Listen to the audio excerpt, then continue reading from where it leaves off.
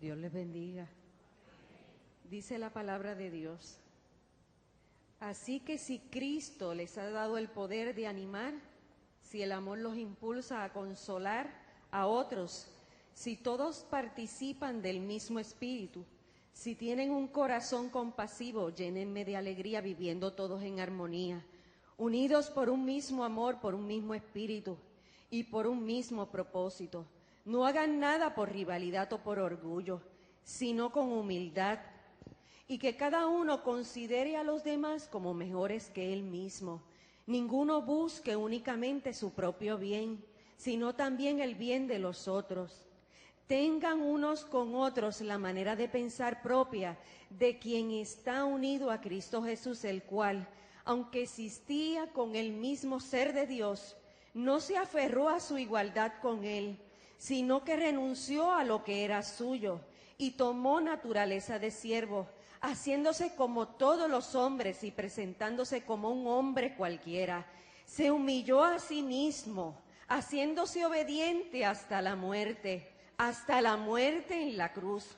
Por eso Dios le dio el más alto honor y el más excelente de todos los nombres, para que ante ese nombre concedido a Jesús doblen todas las rodillas, en el cielo y en la tierra y debajo de la tierra, y todos reconozcan que Jesucristo es el Señor, para gloria de Dios Padre. A mí me impacta esta palabra en lo profundo, porque somos justificados a través de esa sangre de Jesús, también me impacta grandemente que Él, siendo el Rey, Él se humilló y se hizo humilde y obediente hasta la muerte, una muerte en una cruz cruenta, para salvarme a mí, pero también salvarte a ti. Lo hizo porque nos ama y quiere que nadie se pierda. En su nombre, aleluya, gloria a tu nombre.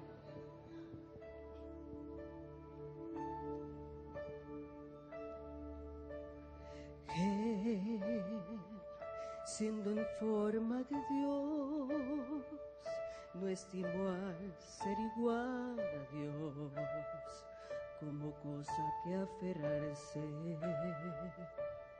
Él se despojó a sí mismo, tomó la forma de siervo, se hizo semejante al hombre. Mas aún hallándose en condición de hombre, se humilló hasta la muerte y muerte de cruz.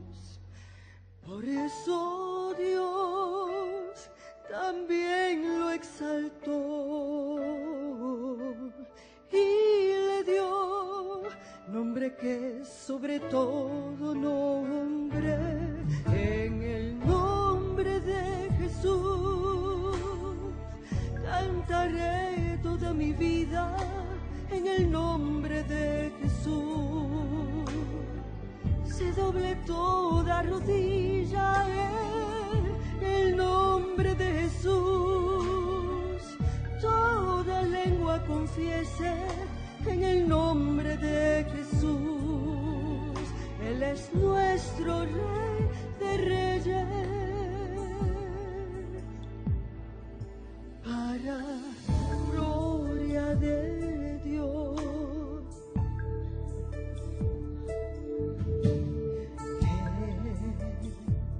Siendo en forma de Dios, no estimó al ser igual a Dios como cosa puede aferrarse. Él se despojó a sí mismo, tomó la forma de siervo, se hizo semejante al hombre, más aún hallándose en condición de hombre, se humilló hasta la muerte y muerte de cruz. Por eso Dios también lo exaltó y le dio nombre que es sobre todo nombre. En el nombre de Jesús yo cantaré toda mi vida. En el nombre de Jesús se doble toda rodilla. En el nombre de Jesús toda lengua confiese. En el nombre de Jesús Él es nuestro Rey de Reyes, para gloria de Dios.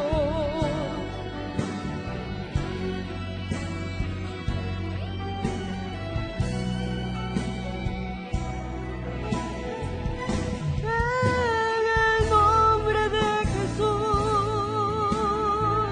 cantaré toda mi vida. En el nombre de Jesús se doble toda rodilla. En el nombre de Jesús toda lengua confiese. Es Jesús, es Jesús, es Rey de Reyes,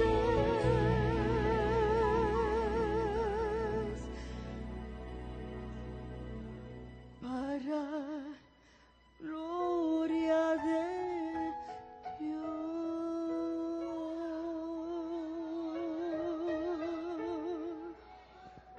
Gloria a tu nombre, Jesús.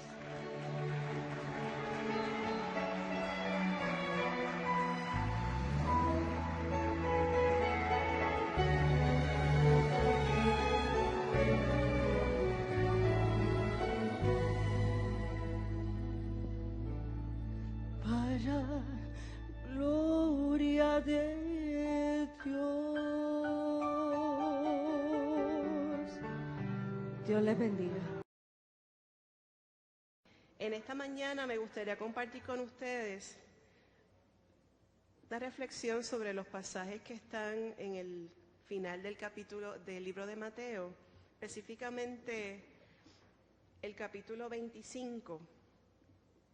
Ese capítulo tiene una parábola, más bien tres, una sobre las 10 vírgenes, una sobre los talentos y la otra sobre el juicio de las naciones.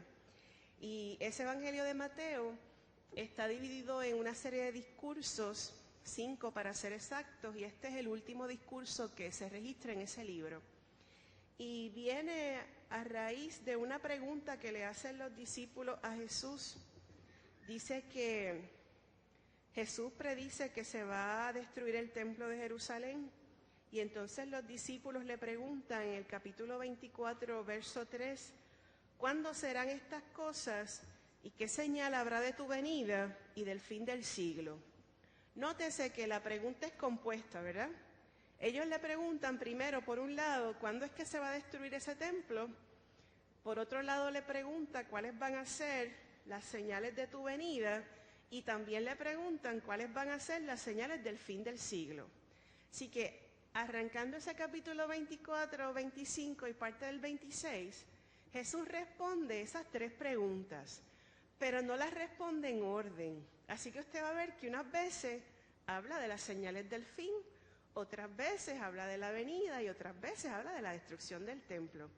Y yo no pretendo aquí ahora separarles cuáles son los del fin, cuáles son los de la venida y cuáles son los de la destrucción del templo, aunque sabemos ya que cuando Jesús se refería a la destrucción del templo, se refería al templo que construyó Herodes, que fue destruido en el año 70 después de Cristo.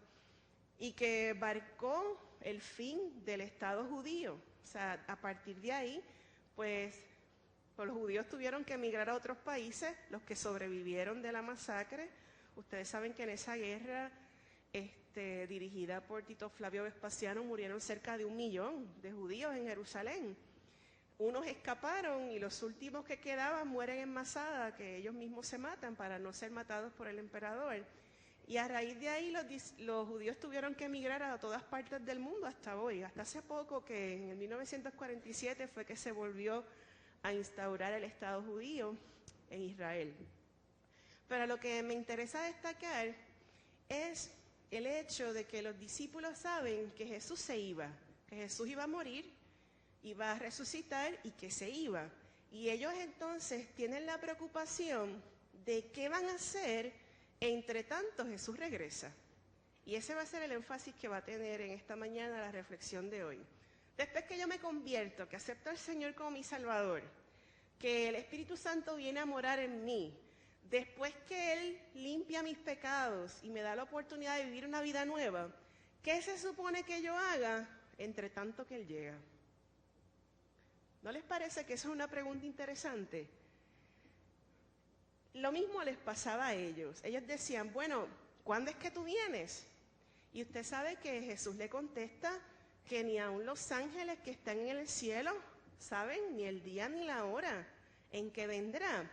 Y por eso les dice que ¿quién es, pues, el siervo fiel y prudente? Estoy en el 24, versículo 45. El al cual puso su Señor sobre su casa para que les dé alimento a tiempo. Bienaventurado aquel siervo al cual cuando su Señor venga le halle haciendo así. Nótese que Jesús utiliza una imagen de un señor que era dueño.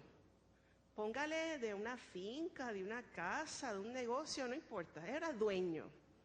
Y el dueño se va de viaje y deja a unas personas encargadas de sus propiedades, a un siervo.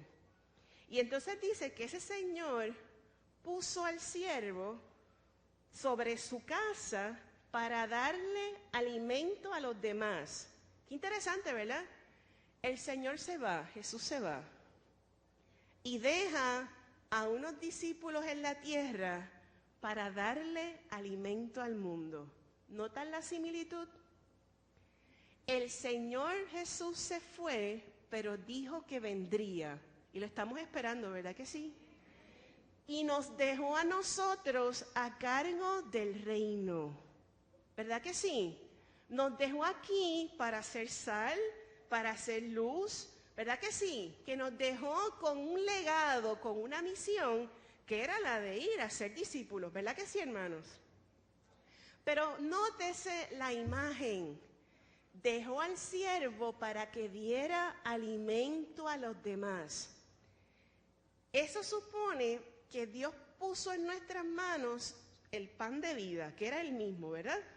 Y nos dio ese pan, que es la palabra de Dios, que es palabra de vida, que es el evangelio de Dios, para que con esa herramienta nosotros pudiéramos darle alimento a los demás.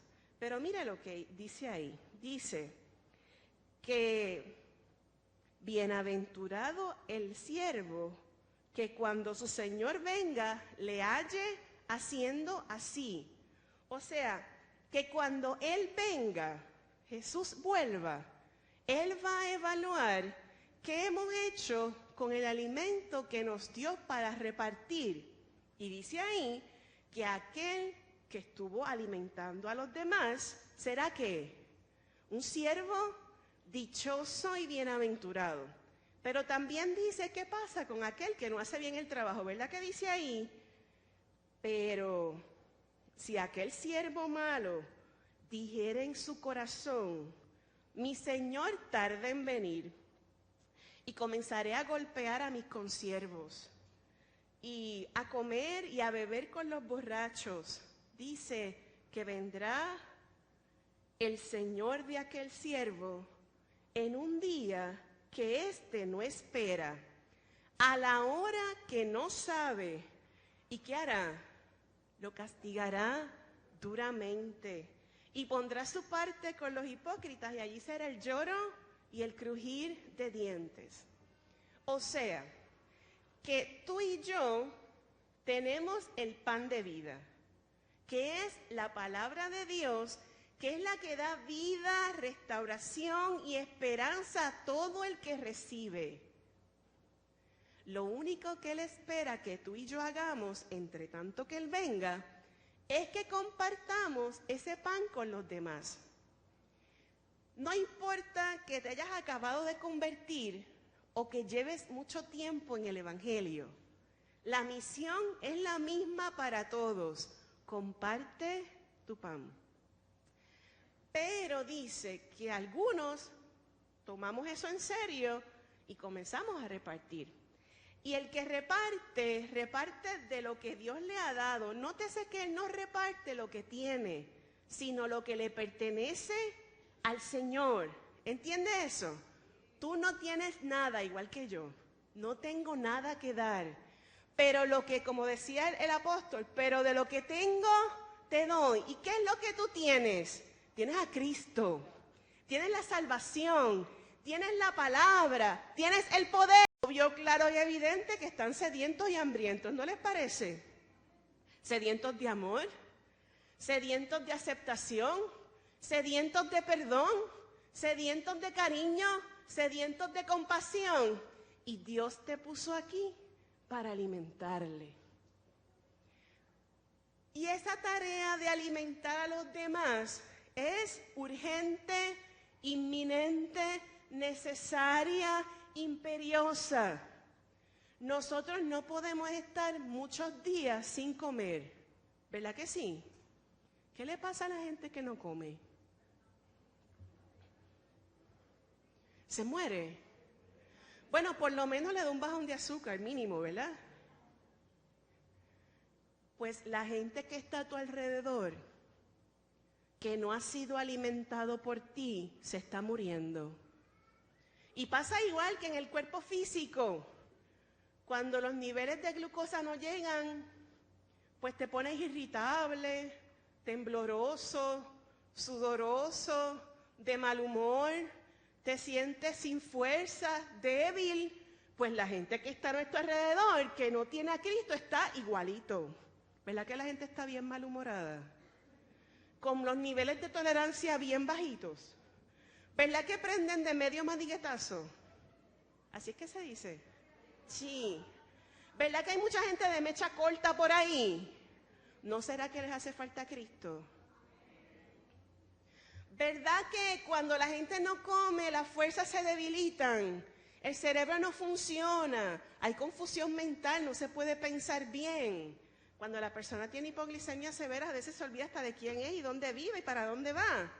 Pues así está la gente a nuestro alrededor, pasando por la vida sin saber de dónde vienen ni a dónde van, sin rumbo, en oscuridad, en confusión, porque les falta el alimento. Y eso no se puede postergar. La alimentación tiene que ser diaria. ¿Entiendes eso, hermano? El cuerpo necesita energía todos los días.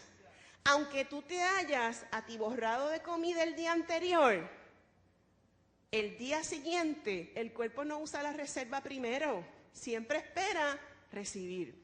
De hecho, si el cuerpo usara siempre la reserva, no habría nadie obeso. En los que estamos obesos porque no hemos usado ¿qué? La reserva. Pues hay gente que necesita alimento.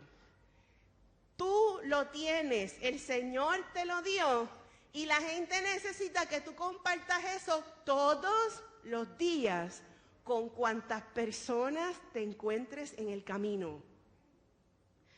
Y tú vas a decir, pero es que yo no sé mucho de la Biblia. Pues estudia. Pero si no sabes de la Biblia, comparte con la gente lo que tú sentiste, lo que tú experimentaste cuando te encontraste con el Señor. Tu testimonio puede ser suficiente para convencer a otro de su necesidad de recibir al Señor. Así que no importa si te acabas de integrar a la congregación o si llevas muchos años, Dios ha puesto en tu mano un trozo de su pan, un trozo de su poder. Él ha puesto sobre ti misericordia, Él ha puesto sobre ti amor, pero es para que lo compartas con los demás. Pero dice ahí que a veces hay un siervo bueno que hace su trabajo, pero a veces hay siervos que dicen ahí que son malos y dicen, como el Señor no viene todavía, ¿sabe lo que hizo? Empezó a golpear a sus consiervos. ¿Y cuál era la instrucción? ¿Era golpear a los consiervos o era alimentar a los consiervos?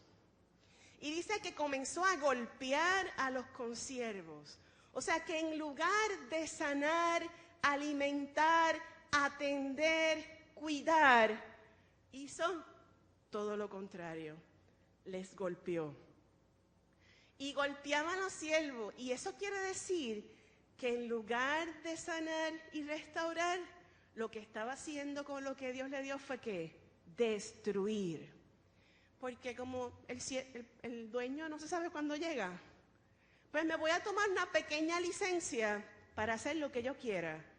Y entre las cosas que el siervo quiso hacer es golpear a los demás. Y lo otro dice que se fue a comer y a beber con los borrachos. Y comer no es malo, ni alimentarse es malo, pero si eso está por encima de la misión que Dios nos ha dado, sí lo es. El que come y bebe en ese contexto es aquel que se olvida de sus responsabilidades. Es aquel que pospone lo importante para satisfacer lo que es placentero. Es aquel que olvida su función en el reino y decide tomarse una licencia. A veces sin sueldo y a veces con sueldo, eso depende, ¿verdad? Es aquel que decide darse un permiso para hacer lo que quiere, lo que le agrada, lo que le genera placer, lo que le resulta cómodo hacer. Pero ¿sabe qué dice? Que a aquellos que hacen eso, les va a suceder que el amo va a llegar un día. Dice un día que uno no sabe, a la hora que uno no se imagina, y te va a encontrar haciendo lo que no te enviaron a hacer. Y qué triste, porque dice ahí que vas a ser castigado duramente. Yo no sé si tú puedes entender lo que quiere decir eso, pero el Señor ha puesto un tesoro en tu mano para que lo compartas con otros. Y es tan importante esa misión porque significa la salvación, la vida de los que están a nuestro alrededor. Y el Señor no quiere que ninguno se pierda, sino que todos procedan al arrepentimiento. Y quiere usarte a ti como instrumento, como vehículo para hacer la misión que Dios te ha enviado a hacer. Qué tremendo, es un privilegio hermoso ser siervo del Señor. Del que todo lo puede, del que todo lo hace, del que no tiene límites. Tú eres siervo y sierva del Señor. Y lo único que el Señor te está pidiendo es alimenta a los que están a tu cargo. Alimenta a los que están alrededor. Alimenta a con las personas con que entramos en contacto. Pero como Dios no viene pronto, o se ha tardado mucho en venir, dicen algunos, pues vamos a cogernos una licencia. Si esa licencia fuera para el estudio de la Biblia, si fuera para ayunar, pero la licencia siempre es ¿para qué? Para hacer algo que no es importante. Es para hacer algo que responde a mi capricho humano.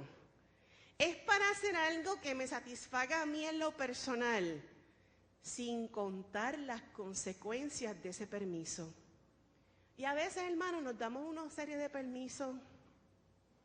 Si yo le fuera a hacer la lista,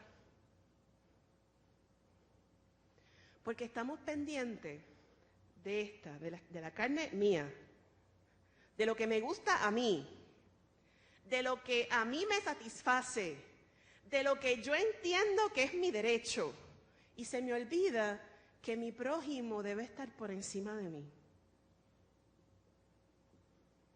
Y el Señor va a venir el día que no lo estamos esperando, a la hora que nadie sabe. ¿Y cómo te va a encontrar? ¿Alimentando o comiendo y emborrachándote? Alimentando o en contienda y pleito, ¿verdad? Porque eso de golpear a los siervos tiene que ver con eso, ¿verdad? Con estar en pleitos y contienda. Tiene que ver con estar buscando tu beneficio por encima del beneficio de los demás. Tiene que ver con posicionarte en lo que tú entiendes que es cómodo, aunque los otros se molesten o se perjudiquen. Ojo, el Señor viene. Entonces, en el capítulo 25 lo que hace es explicar eso. ¿Cómo es que velamos? ¿Te acuerdas que dice ahí que hay que velar? Velar y orar porque no sabéis a qué hora ha de venir vuestro Señor.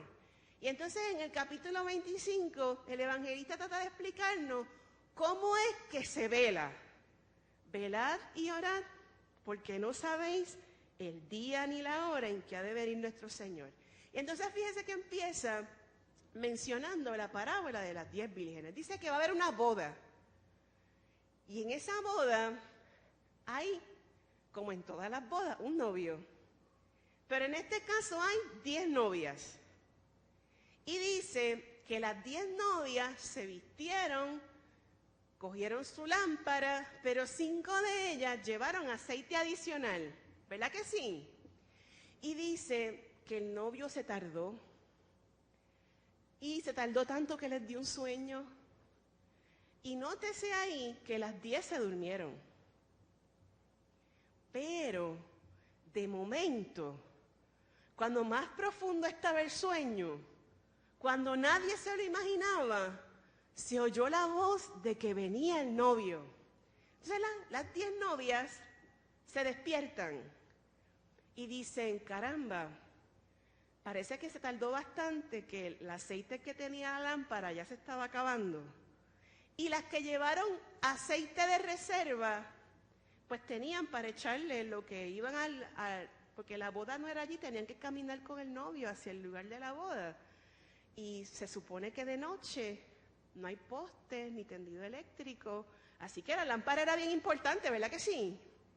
Y dice que las otras 5 dijeron, regáleme un poquito de tu aceite porque se nos está acabando. Y las vírgenes sensatas le dijeron, pues ¿sabes qué? Yo creo que es mejor que ustedes vayan al colmado de la esquina y compren. No sea que dándole mi aceite a ustedes nos quedemos todas sin luz a mitad de camino. Y dice que se fueron esas 5 a comprar el aceite. Y en ese preciso momento llegó el novio, se llevó a las novias, se fueron para la boda y dice que la puerta se cerró. Y cuando la puerta se cerró, regresaron las otras que fueron a comprar aceite y empezaron a tocar. ¡Ábreme! Pero el novio respondiendo dijo, de cierto os digo que no las conozco. Mire, hermano, hay gente que piensa que se van a salvar porque mamá va a la iglesia y ora por ellos. Hay gente que piensa que se salva porque tienen una esposa y un esposo que son bien fieles. Y como siempre están juntitos, la fidelidad de él te va a cubrir a ti o la fidelidad de ella te va a cubrir a ti. Pero ¿sabes qué? Este asunto de estar preparado no se puede delegar a otro. Es individual. Cada uno de nosotros tiene que tener su lámpara encendida y tiene que tener aceite de repuesta. Nótese que estas 10 muchachas, todas tenían lámpara. Todas, la lámpara estaba encendida. O sea que todas conocían el procedimiento y el proceso, pero hubo unas que hicieron una provisión adicional. Y Dios quiere que tú no dependas de otro, que tú tengas tu propia relación con el Señor. El aceite es tipo de la presencia de Dios en tu vida. Pero Él quiere que tú tengas unas previsiones y unas reservas, porque en este proceso, entre tanto el maestro llega, te puedes cansar. Y eso no es pecado. Las 10 se durmieron, las sensatas y las imprudentes. Adiós. Las sensatas y las imprudentes, sí. Se durmieron las 10, ¿verdad que sí? En el camino cristiano todos nos vamos a cansar en algún momento. Eso no es el pecado. El pecado es no estar preparado. No siempre estamos en la rueda de arriba. Hay momentos en que estamos en la parte de abajo. En el mundo tendremos aflicción, dijo el Señor. Pero lo importante es estar preparado, tener la reserva, porque esa reserva es la que nos va a ayudar a perseverar hasta el fin. Porque esto no es del quien llega primero, es del que perseverare hasta el fin. Ese, dice la Biblia, será salvo. Así que en la vida cristiana unos van más adelante, unos vamos más atrás, unos estamos más pompeados, unos estamos menos pompeados. No importa, lo importante es que estemos. Pero hay que tener reserva, y hermano y hermana, la noche, el cansancio y el sueño nos van a alcanzar a todos. Ninguno de nosotros, por años lleve aquí, esté exento de la tribulación, de la angustia, de la oscuridad de la noche y de la soledad.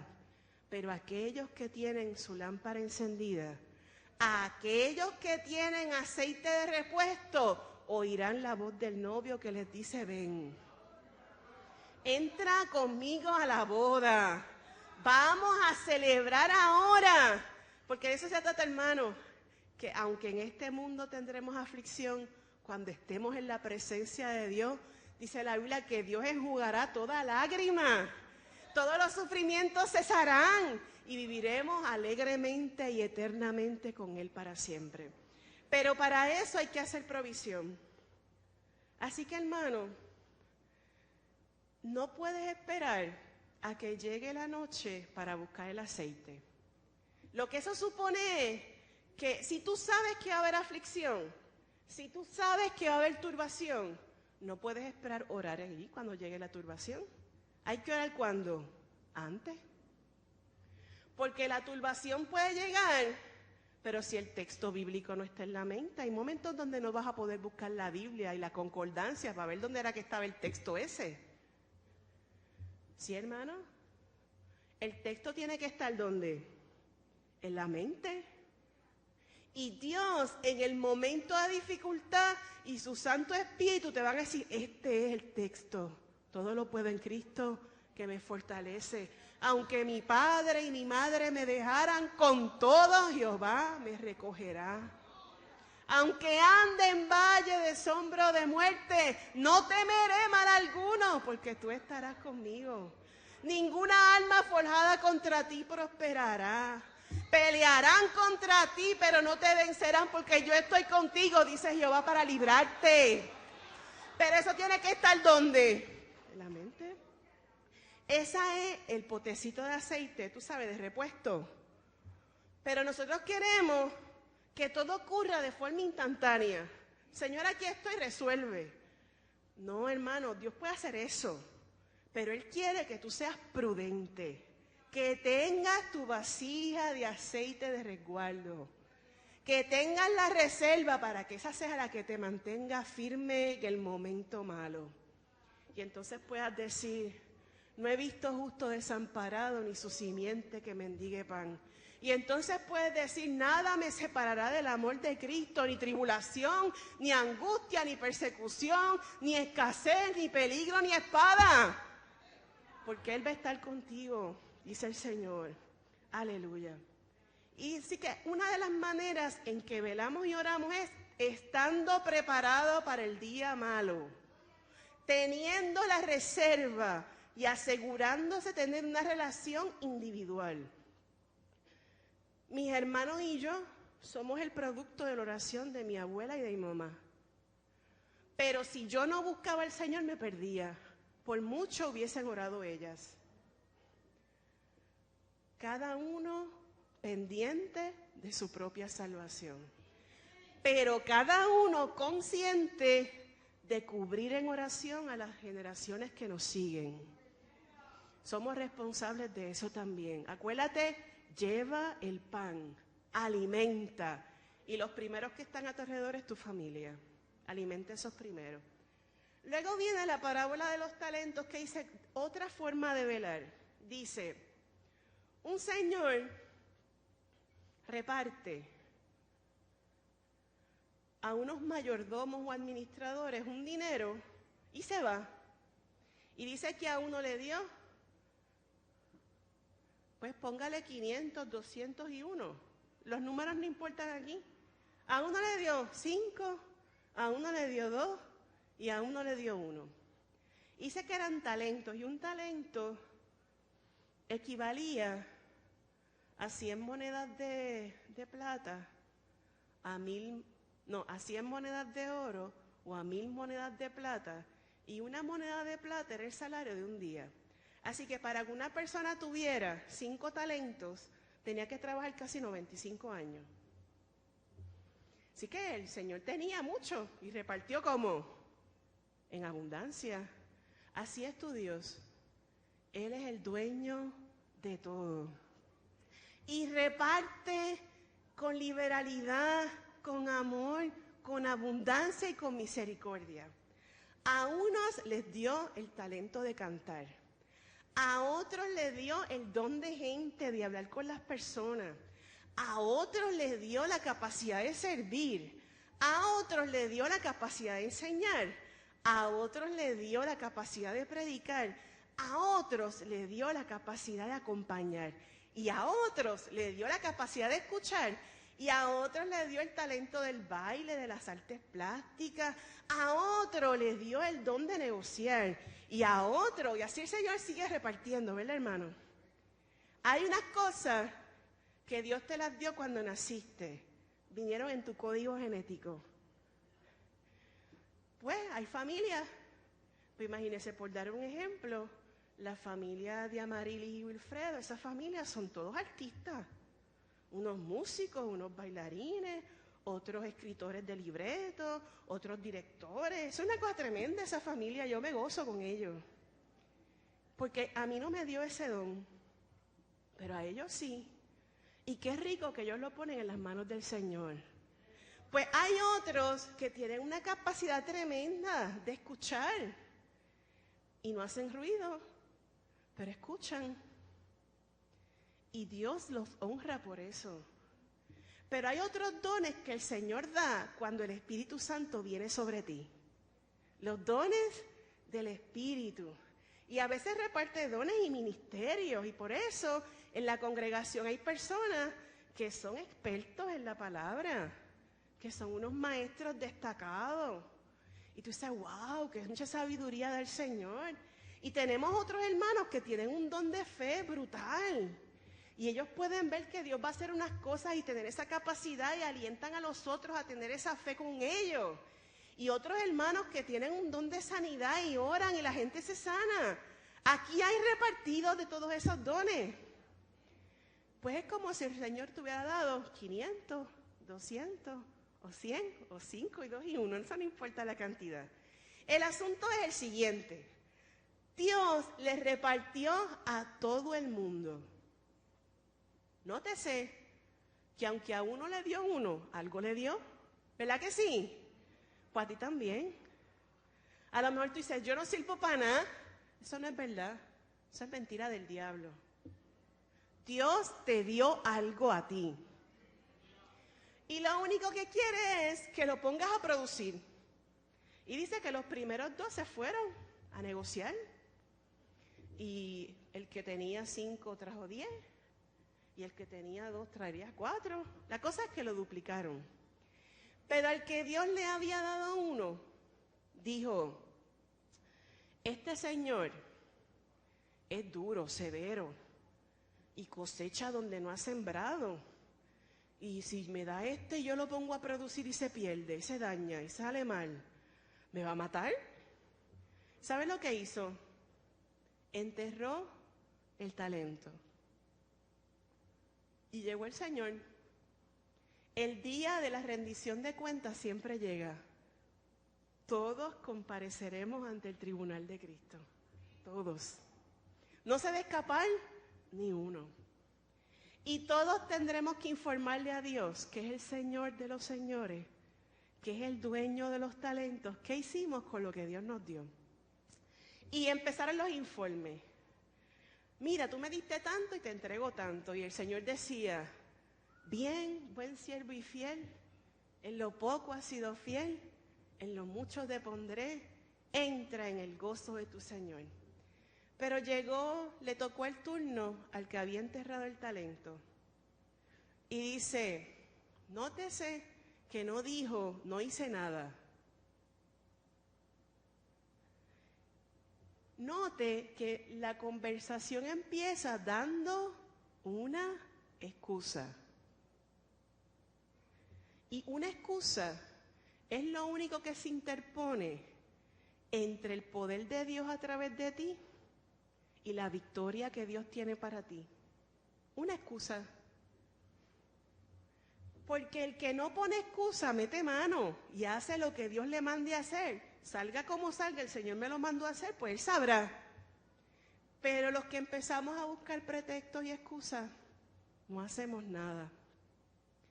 Y el Señor le dijo, está bien, tú sabías que yo era terrible. Tú sabías que yo cosecho donde no he sembrado. Y paráfrasis de Sonia, cabezón, ¿y por qué no hiciste nada? Eso no lo dice ahí, eso son palabras mías. ¿Y por qué no hiciste nada? ¿Y sabe lo que pasó? Lo castigaron. Quitadle pues el talento y dáselo al que tiene 10. Porque al que tiene le será dado y tendrá más. Y al que no tiene, aún lo que tiene le será quitado. Siervo inútil, echadle en las tinieblas de afuera, y allí será el lloro y el crujir de dientes. ¿Qué Dios te ha puesto en la mano? ¿Cuál es el talento que tú tienes? Mira, no todos tienen que predicar. ¿Eso no es bíblico? La Biblia dice, a unos Dios los llamó apóstoles, a otros Dios los llamó evangelistas, a otros Dios los llamó maestros. No a todos los llamó a lo mismo. Y eso es muy sabio de Dios, porque la obra de Dios es diversa. Hay muchas cosas que se pueden hacer para el Señor. Y hablábamos en la clase de líderes ahorita que a veces creemos que el servicio a Dios es en el templo, solamente. Y sí hay cosas que hay que hacer en el templo. Pero cuando Jesús habló de la misión, miraba un campo de trigo que ya las espigas estaban llenas y por eso el campo se veía blanquito. Dice que los campos están blancos o listos para la siega. Él no miró hacia el templo, ¿verdad que esa no fue la ilustración? La ilustración es que Jesús miró hacia afuera y vio la gente que estaba ¿dónde? En el templo. El Señor miró a la gente que estaba afuera y la vio cargada de necesidad. Y entonces preguntó, ¿a quién enviaré? ¿Quién irá? Y lo único que hay que hacer es recoger. Dice que ni siquiera había que sembrar, ya estaba todo sembrado. Ya la gente está con la necesidad, se gotean. Hermano, la gente se gotea. Lo que hay que hacer es estirar la mano y alarla. Pero eso no lo podemos hacer aquí. Tenemos que salir afuera. Entonces me parece que la célula evangelística que se va a hacer este viernes es una buena oportunidad. ¿Qué les parece? Digan amén, bendito, no dejen a Daniel solo, digan amén. ¿Verdad que sí? Que eso puede ser una oportunidad. ¿Y qué les parece unirse al comité de misericordia? Y visitar a 2 o 3 personas y acompañarlos. ¿Qué ustedes dicen de eso? ¿Y qué les parece ser voluntario en Coasi? Y ayudar allí. Oye, ¿y no podremos hacer algo desde el comité de misiones? ¿No se podrá hacer algo ahí? Oye, ¿y qué te parece atender los nenes en el nursery? Los nenes de los que vienen.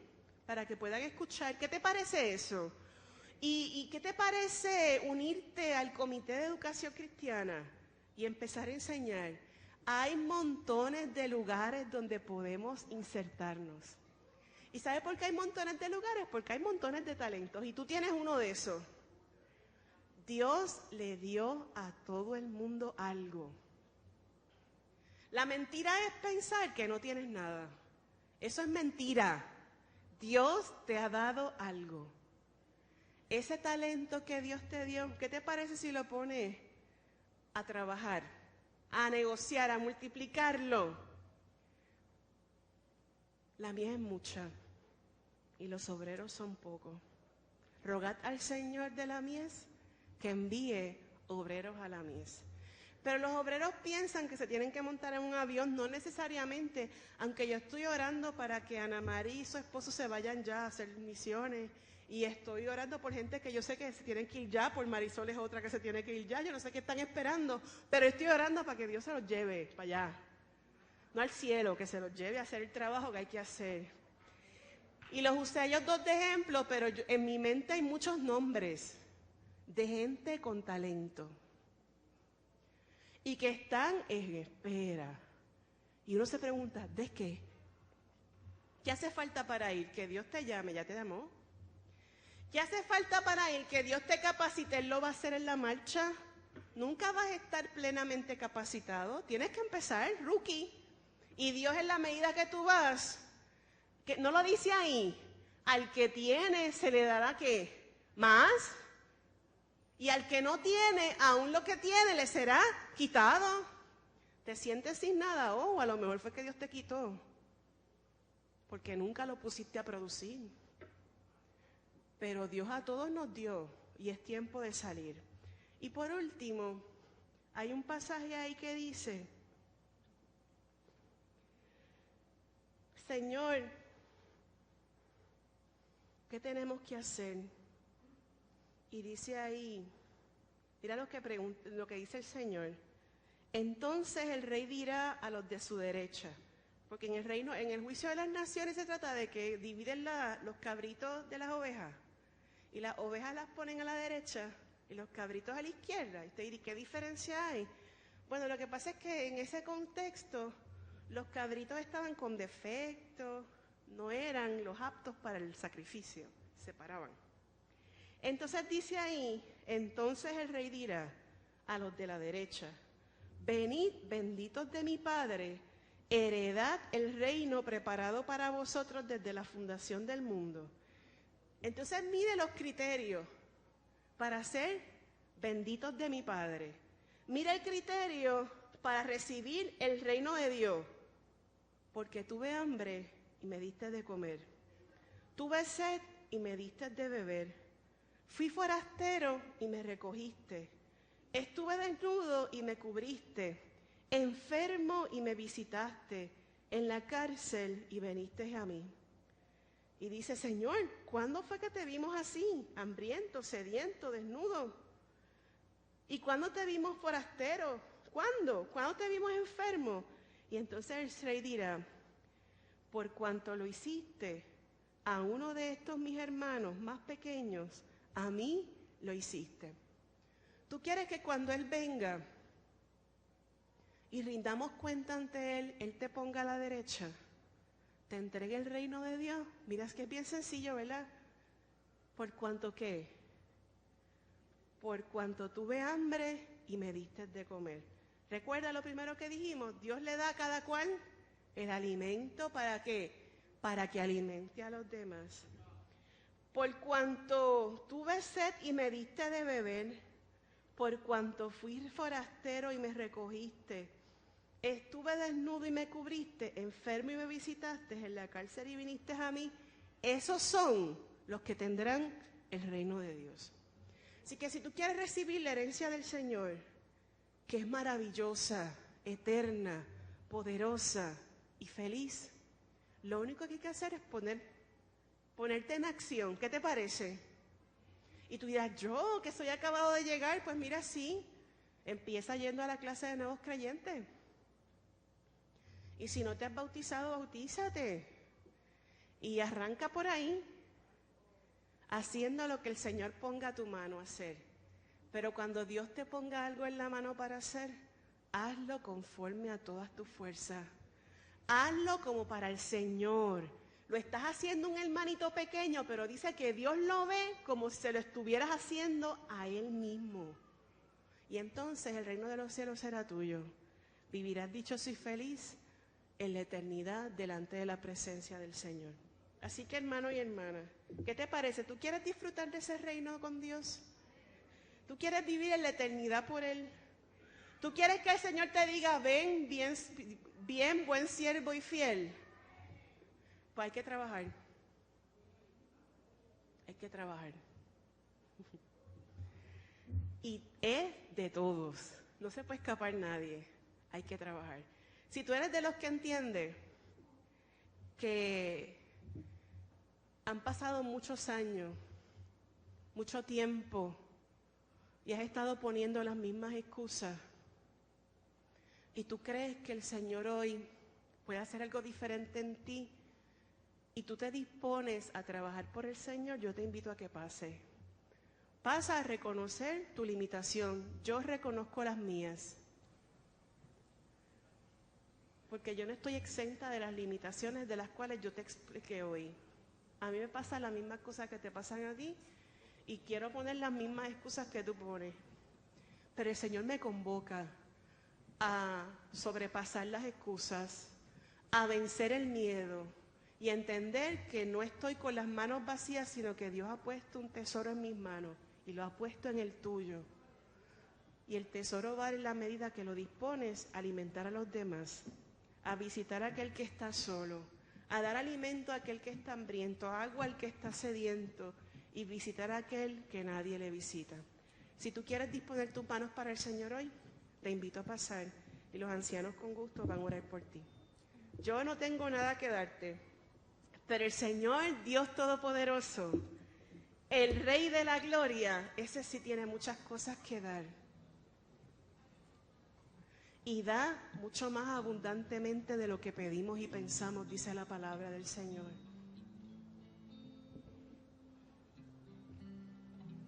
Él da, pero Él quiere recibir de ti tu obediencia, tu disposición, tu entrega, tu entusiasmo, tu responsabilidad y tu compromiso. Así que te invito. El Señor está. Y el que se acerca a Él, el Señor no lo echa fuera. Él recibe a todos, trabajados y cargados, y los hace descansar. Pero Él recibe a todo el que se acerca a Él. Que esta sea mañana de cambio, mañana de transformación. Aleluya. Aleluya. Aleluya. Cada día esperar con la confianza de que volverás. Tú eres la esperanza. Pueblo que espera un mañana. Tú eres torre fuerte.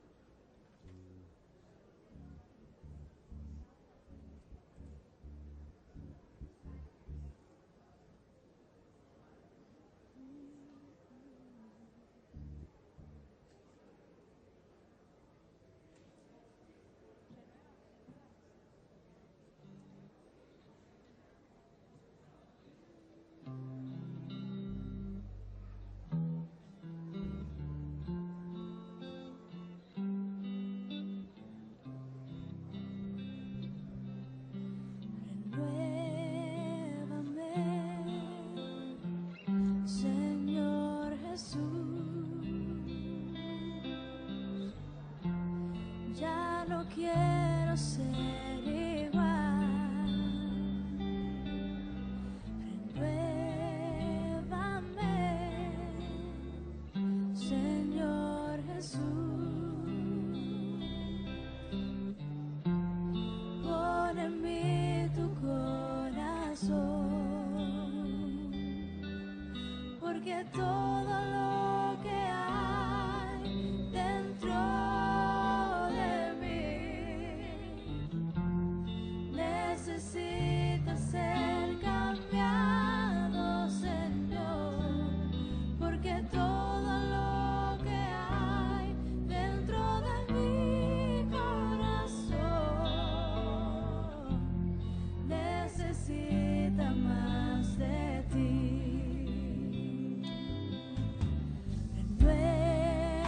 Renuévame, Señor Jesús. Ya no quiero ser igual, oh Señor. Renuévame, Señor Jesús. Pon en mí tu corazón, porque todo lo que hay dentro de mí necesita ser cambiado, Señor, porque todo lo que hay dentro de mi corazón necesita más de ti, porque todo lo que hay dentro de mí necesita ser cambiado, Señor, porque todo lo que hay dentro de mi corazón necesita más de ti. Aleluya. Alabanza. Renuévame, Señor Jesús. Ya no quiero ser igual.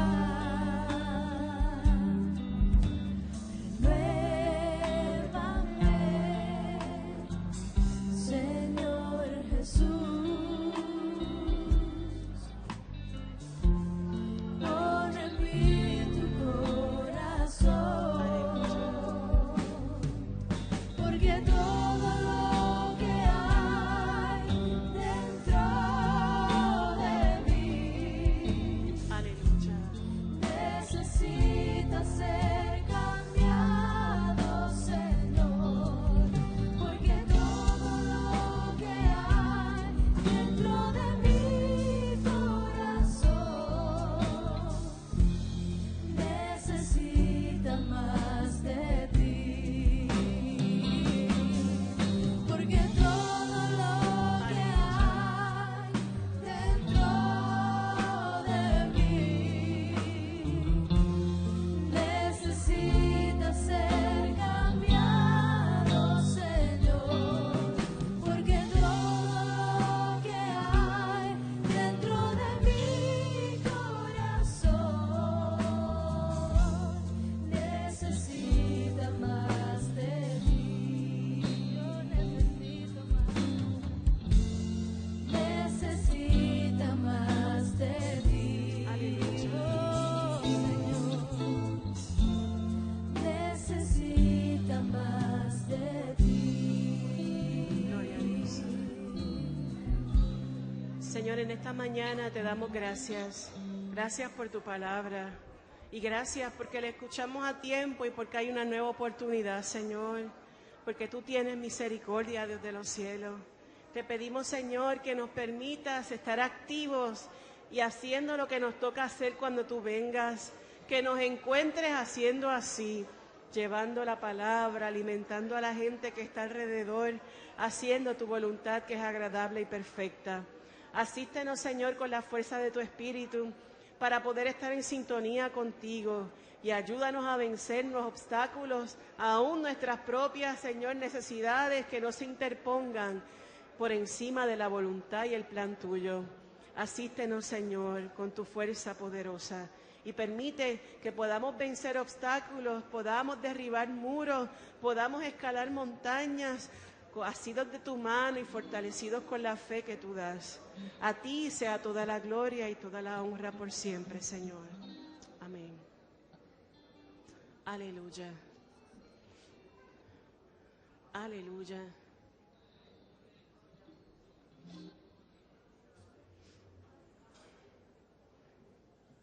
Si tú entiendes que necesitas pasar, es más importante pasar que despedirnos. Así que todavía hay oportunidad. Si tú entiendes que el Señor te está llamando, no desprecies la voz del Señor, no lo rechaces.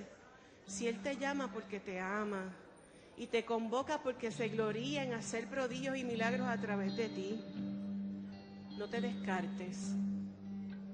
Aleluya. Aleluya. Aleluya.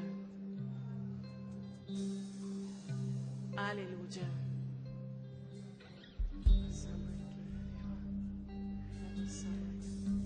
Gloria, gloria, gloria a Dios.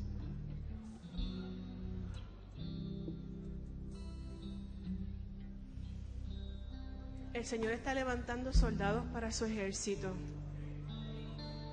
para que el reino de Dios avance, para que las tinieblas se desplacen ante el poder de la presencia de Dios. Y quiere usarte a ti. Dios te está llamando. Quiere usarte a ti. Gloria al Señor. No quiero despedir el culto sin indicar si hay alguna presentación de niños. No sé si había alguna, pero no quiero pecar por omisión. Si hubiese alguna presentación, tenemos la oportunidad de hacerlo. Si no, pues nos ponemos en pie, hermanos. Recuerden todas las reuniones, la de Coasi, la de los que van a ir al retiro de matrimonios con Maggie, los que van a conseguir su taquilla para el concierto, todas las reuniones que se mencionaron. Pero por sobre todas las cosas, no olvides que el Señor te llama. Y al que Él llama, capacita, da destreza. Y hay destrezas que vas a adquirir por la mano del Señor de forma inmediata. Pero hay destrezas que se van a dar en ti en la medida que te dispones a hacer lo que viene a tus manos a hacer, y el Señor va a ir perfeccionando cada día más el don de Dios en ti. Aleluya, te damos gracias, Señor. En esta mañana tu pueblo dice gracias. Gracias por tu visitación, por tu presencia. Y gracias, Señor, por el privilegio que es estar en esta casa. El privilegio de ser llamado hijo de Dios. El privilegio de vivir una vida nueva en reconciliación con el Señor, cada día avanzando hacia ti, Señor. Permítenos hacer como dice tu palabra, mantener puestos los ojos en Jesús, que es el autor y consumador de nuestra fe. Y que si hubiéramos caído, como dice en Hebreos, podamos sacudir el polvo de nuestras rodillas paralizadas y emprender nuevamente la carrera que está hacia ti. Porque ciertamente en ti están las fortalezas de los siglos, en ti está la bendición eterna, en ti está la felicidad real, en ti está el propósito de la vida. Que podamos entender que solo en ti, nada más que en ti, nuestra vida tendrá sentido, valor y significado. Que no somos nada como vasijas de barro, pero que tú has puesto un tesoro en nosotros y que podemos, Padre Celestial, porque tú estás. Podemos porque tú puedes y somos victoriosos porque tú venciste, Señor. Ayúdanos cada día a afianzar nuestra fe, nuestras convicciones en ti. Y permítenos, Señor, recordar la palabra que es viva y eficaz y que penetra hasta el corazón. Ahora salimos de este lugar, Dios de los cielos, anhelando que estés con nosotros. A donde quiera que vayamos, Señor, que estés con nosotros. Que nos cuides y nos guardes y nos permitas pasar un día placentero en la comunión, que es primero contigo y luego con nuestras familias. Te damos gracias, Señor, y salimos de aquí en la bendición que es del Padre, del Hijo y del Espíritu Santo. Amén. Dios les bendiga.